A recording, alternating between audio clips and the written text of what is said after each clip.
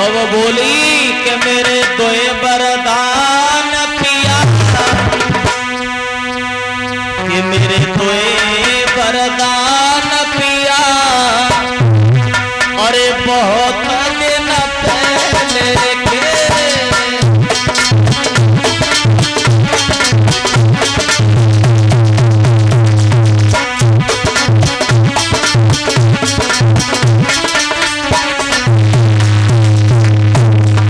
हे महाराज, ये पुरानी बात है।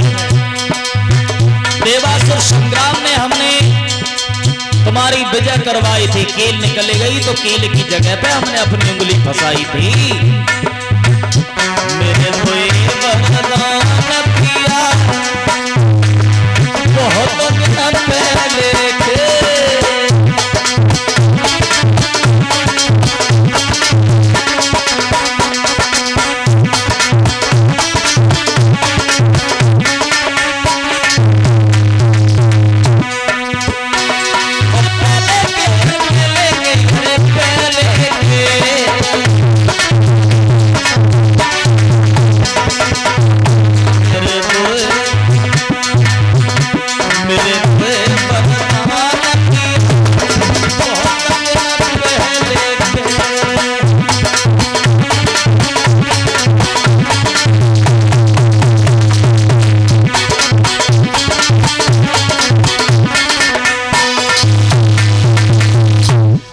वरदानों की जरूरत है। महाराज रघुकुल श्रोमण कहने लगे, अरे केकई, आहा, अरे तुम मांगती क्यों नहीं हो भाई? केकई कहने लगी, यदि हमने मांगा और तुमने नहीं दिया फिर क्या होगा? बोले पागल हो क्या? तुम्हें नहीं मालूम है केकई, तुम्हें नहीं मालूम हमारे वंश में आज दिन तक ऐसा नहीं हुआ है। बोले हमारी कसम खा। बोले तुम्हारी कसम, क्या पागल समझती हो? तुम्हें नहीं मालूम है? अरे रघुकुल रीत सदा चले आई और प्राण जाए पर बचन जाई।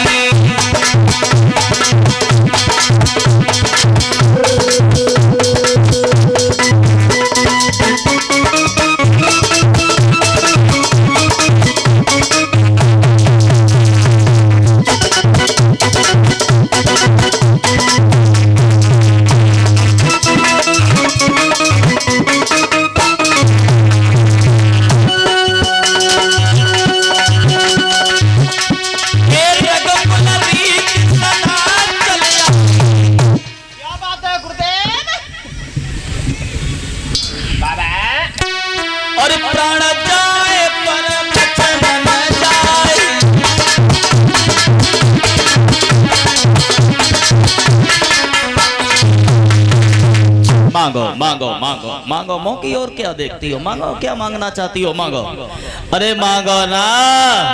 तो केकई दबे दिल से बोली, महाराज सबसे पहले वरदान मेरा ये है। बोले क्या?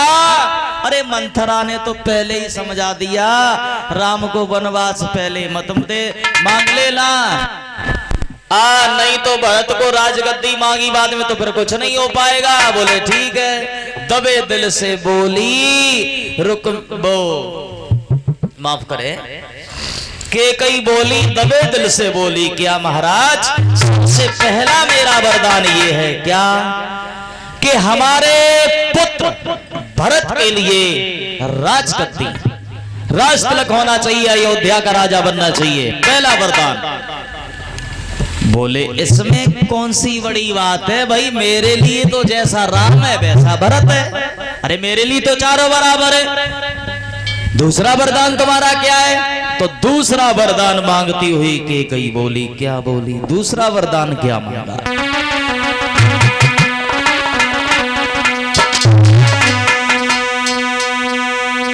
तापस बेश और विशेष उदासी, 14 वर्ष राम वनवासी।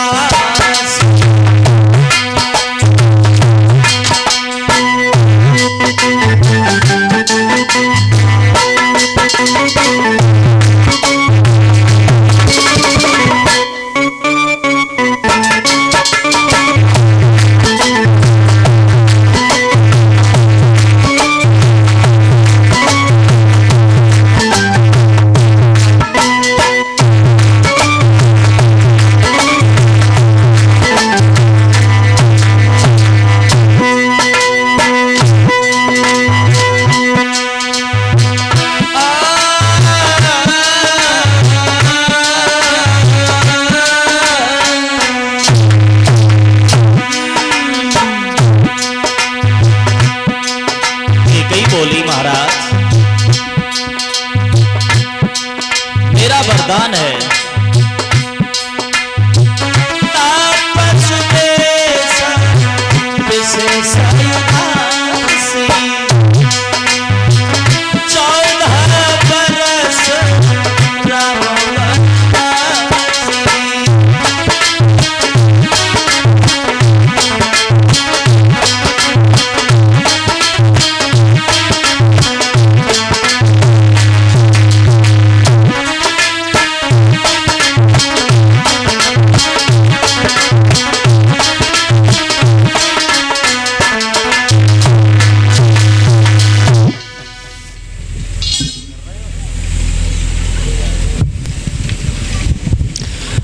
तापस बेस और विशेष उदासी और 14 वर्ष राम वनवासी। मुझे यदि आप हमसे खुश हैं तो हमें वरदान दे दो, राम के लिए वनवास 14 वर्ष के लिए। और जो ये शब्द सुने वैसे ही महाराज दशरथ को ऐसा लगा कि किसी ने उनकी आत्मा का हरण कर लिया हो। बेजान शरीर रह गया, मूर्छित होकर के महाराज दशरथ जमीन पे गिर पड़े। जब महाराज दशरथ जमीन पे गिर गए, केक सोचन पड़ गई। अब तो ऐसा हुआ, महाराज दशरथ गिर पड़े। राम को पता चला कि हमारे माँ ने हमारे लिए 14 वर्ष का वनवास मांगा है, तो अब हम विलंब क्यों करें, क्योंकि अब हमें एक एक मिनट यहां पर रुकना गलत है। उसी समय पर महाराज दशरथ जी के पास में गए राम, और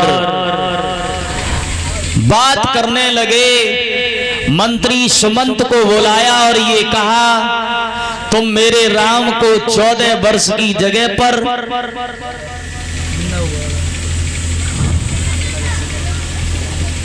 बहुत जल्दी लेकर के वापस आना। कैकेयी ने वरदान मांग लिया। राम को पता चला, राम पहुंच गए।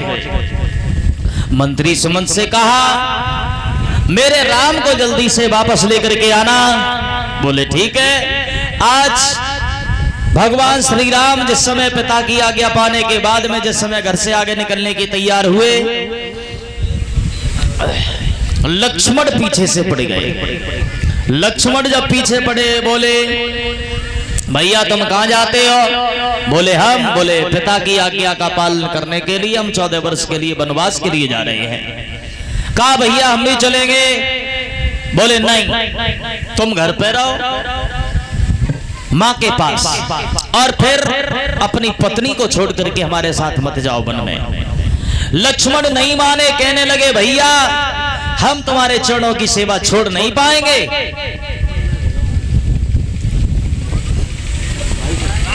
लेकिन उसके बाद में सीता जी आ गई। सीता जी कहने लगी पिया कहां जा रहे हो? बोले पिता की आज्ञा है, हम वन के लिए जा रहे हैं। मैं भी चलूंगी। बोले नहीं, तुम सास ससुर की सेवा करो, घर पे रहो, और फिर तुम एक राजा की राज दुलारी, और कहां तुम उस वन में मारी फिरोगी, अच्छा नहीं लगता है। जिस समय शादी होने के बाद, शादी जब हुई थी तब भगवान राम की उम्र थी 14 साल 5 महीना 7 दिन की। सीता की उम्र कम थी, 5 साल 5 महीना 7 दिन की। और जब वन के लिए जब तैयार हुए चलने के लिए, तब भगवान राम की उम्र हो गई 27 वर्ष की। और सीता की उम्र हो गई 18 वर्ष की। 18 वर्ष और 27 वर्ष में भगवान राम और सीता जी पीछे पड़ गई 18 वर्ष की उम्र में। जब पीछे पड़ गई कहने लगी स्वामी मैं घर पे नहीं रह पाऊंगी, पति फिरे परदेश में, झेले कष्ट तमाम और मैं घर पे आराम करूं, ये कभी नहीं होगा। भगवान राम कहने लगे प्यारी सीते तुम घर पे ही रहो, लेकिन सीता कहती हैं पति देव मैं घर में हरगिज नहीं रहूंगी, मैं तो तुम्हारे साथ चलूंगी। क्यों? अरे घर ना रह पाऊंगी सजना, अरे घर ना रह पाऊंगी, अरे बन को संग चलूं मेरे स्वामी करना।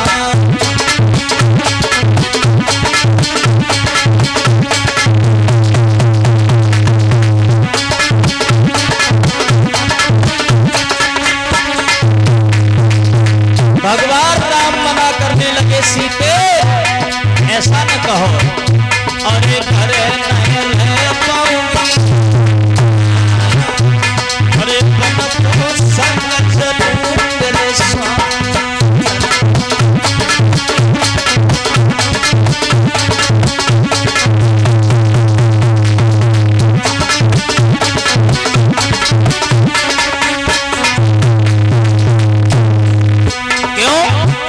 क्यों नहीं रह पाऊंगी घर में? उत्तर दिया अरे घर रहूंगी तो मेरी सास लड़ेगी,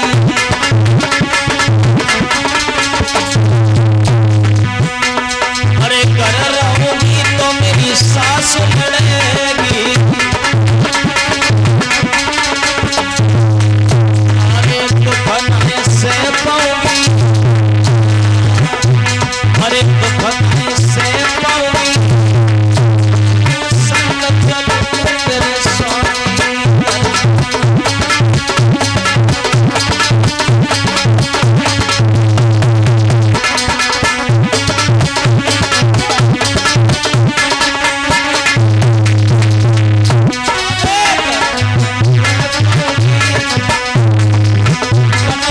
संग चलूं मेरे स्वामी।